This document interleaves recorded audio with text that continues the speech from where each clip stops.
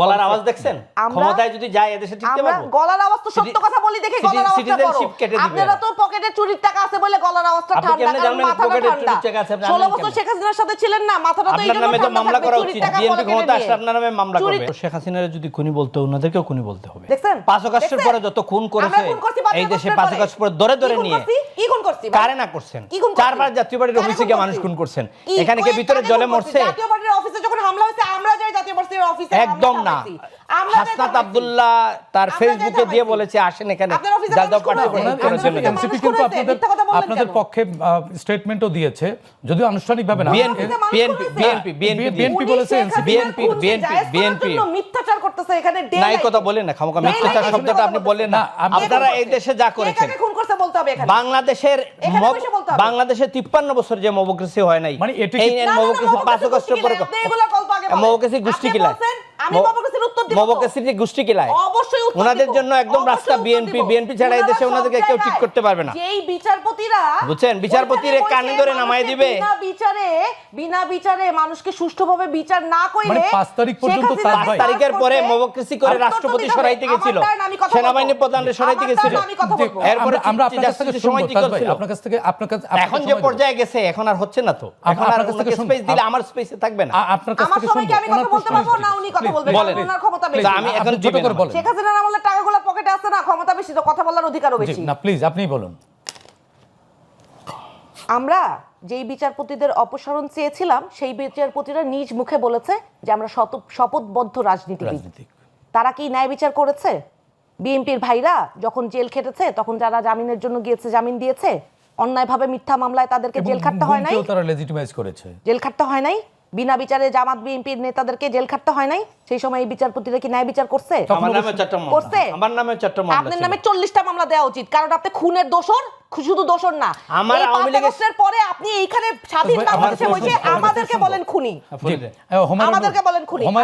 একেবারে ছোট্ট করে মবক্রেসি এইটা উনাদের বানানো। গলার আওয়াজ দেখছেন? ক্ষমতায় যদি যায় এদেশে টিকতে পারবো? গলার আওয়াজ তো সত্য কথা বলি দেখে গলার আওয়াজটা বড়। আপনারা তো পকেটে চুরির টাকা আছে বলে গলার আওয়াজটা ঠান্ডা, কারণ মাথাটা ঠান্ডা।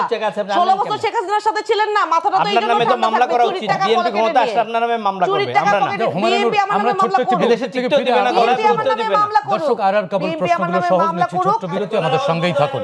এই মুহূর্তেও বিভিন্ন জায়গায় শেখ হাসিনার দুঃখে কান্দে। তারা এক ধরনের অপরাধী, তারা 15 বছর দুঃশাসনকে এক ধরনের লেজিটিমেসি দিয়েছে, কিন্তু আপনারা বলে আমারেও ডাকে নাই, তাদেরকেও ডাকে নাই, আমাদেরকেও নির্বাচন করতে দিতে চাইতেছে না, তাদেরকেও ছাড়া নির্বাচন হইলে নির্বাচন সুষ্ঠু হবে না। তারা যখন অন্যদেরকে ছাড়া নির্বাচনের এই আমিডামি নির্বাচন করছিল, তখন কি তারা জনগণের সামনে এসে বলছিল যে আওয়ামী লীগের এই কাজ আমরা সমর্থন করি না? তারা তো সুযোগ সুবিধা ভোগ করছিল। তারা সুযোগ সুবিধা ভোগ করে নিজেরা আরামে আয়েসে দিন কাটাইছে, আর যতগুলো টাকা বাংলাদেশ থেকে লুট হয়েছে সেই টাকার খোঁজ নিলে তাদের পকেটেও বাইর হবে না। ওনারাও তো আবার অভিযোগ করছে যে ওনাদেরকে বাইরে রেখে আপনারাও একটা আমিডামি নির্বাচন করতে চাচ্ছেন এই নির্বাচনকে। শুনেন, এই বাংলাদেশে এই এত বছর পরে এই প্রথম সমস্ত রাজনৈতিক দল নির্বাচনে অংশগ্রহণ করছে, কেউ কারো পেটে ঢুকে যাচ্ছে না। হ্যাঁ, কোন কোন দল আপনারা তো ঢুকে গেছেন, আপনাদের এনসিপি তো আরেকটি দলের পেটের মধ্যে ঢুকে গেছেন, সেই অভিযোগও আছে। এখন বললে আরো অনেককে অ্যাটাক করতে হবে, অ্যাটাক করতে চাই না কিন্তু বলতে হবে। না, আমরা কাউকে অ্যাটাক করব না, কিন্তু ফ্যাক্ট তো ফাইন্ড করতে হবে। এই প্রথম বাংলাদেশে সমস্ত রাজনৈতিক দলের অংশগ্রহণে নির্বাচন হচ্ছে এবং যে যার প্রতীকে নির্বাচন করছে।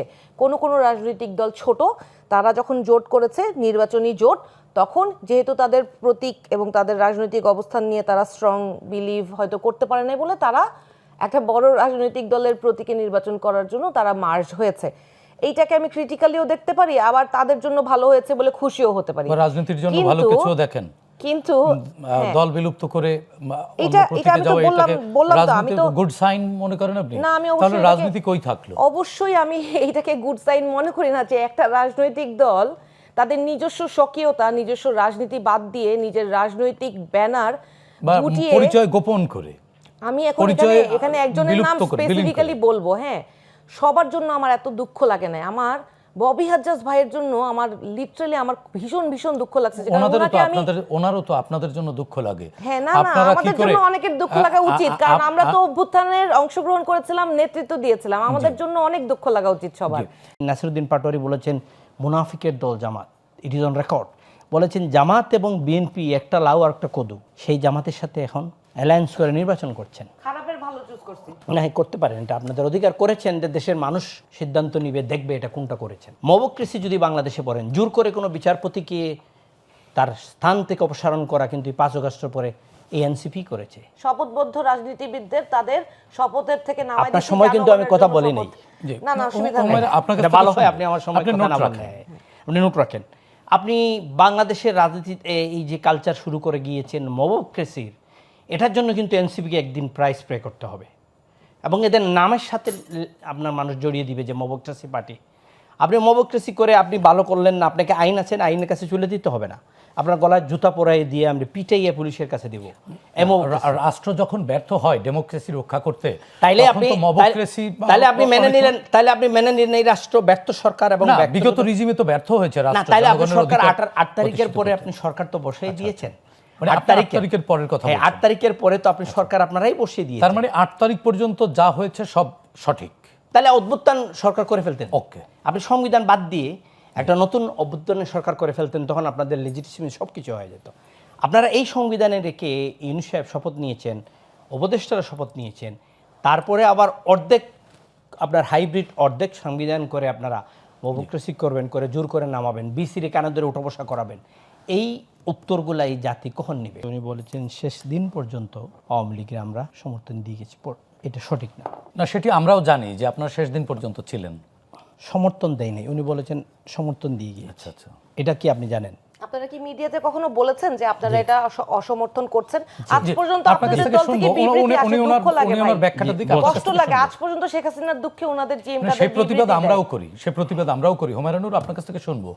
14 জুলাই যখন জামাতকে নিষিদ্ধ করা হলো রাজনৈতিক নির্দেশনায়, প্রজ্ঞাপন দিয়ে, ওইখানে কিন্তু 14 দল ছিল, আর আওয়ামী লীগ ছিল, জাতীয় পার্টি ওখানে ছিল না। জাতীয় পার্টি চেয়ারম্যান জিএম কাদের বলেছেন, আমরা কোনো রাজনৈতিক দলকে এক্সিকিউটিভ অর্ডারে নির্দেশনা দিয়ে বন্ধ করার পক্ষে নয়। বক্তব্য দিয়ে সৈয়দপুরে এয়ারপোর্টে নেমেও এই বক্তব্যটা দিয়েছেন। এই আন্দোলনের পক্ষে জিএম কাদের বক্তব্য অজস্র আছে, যে উনি বলেছেন না, ছাত্রদের ন্যায্য আন্দোলন সুন্দর করে বসে কথা বলে এটা সমাধান করার প্রয়োজন। এইটাদের পক্ষে আমাদের সমর্থন যে না, তার প্রমাণ হলো আমাদের ছাত্র সমাজের যে সভাপতি ছিল মামুন, যে ছেলেটা আজকে জামাতে যোগদান করে জামাতে চলে গেছে, জামাতিরা ওনারা নিছে, বক্তব্য দিছে কালকে, আপনি রংপুরে দেখেছেন যে ছেলেটা মামুন, এটা কি আমাদের ছাত্র সমাজ সভাপতি ছিল।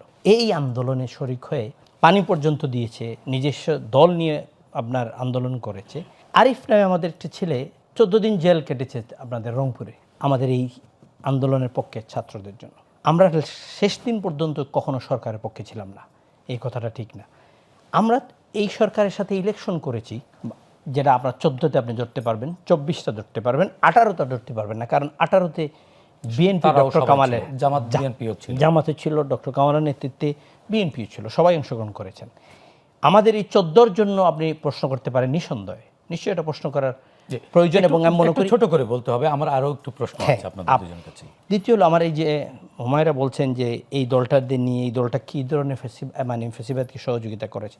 আমি যদি নির্বাচন করে এই সরকারের সাথে থাকি, বর্তমান নির্বাচন কমিশন এবং সরকার নিয়েই তো আগামী দিনে আর একটা প্রশ্ন তৈরি হচ্ছে। বর্তমান নির্বাচন যে সরকার বসেছে বলেছে যে আমরা নিয়োগ করতে ছাত্রদের, সেই ছাত্ররা গিয়ে কিন্তু জাতীয় পার্টির অফিস 4 বার পুড়তে চেষ্টা করেছে।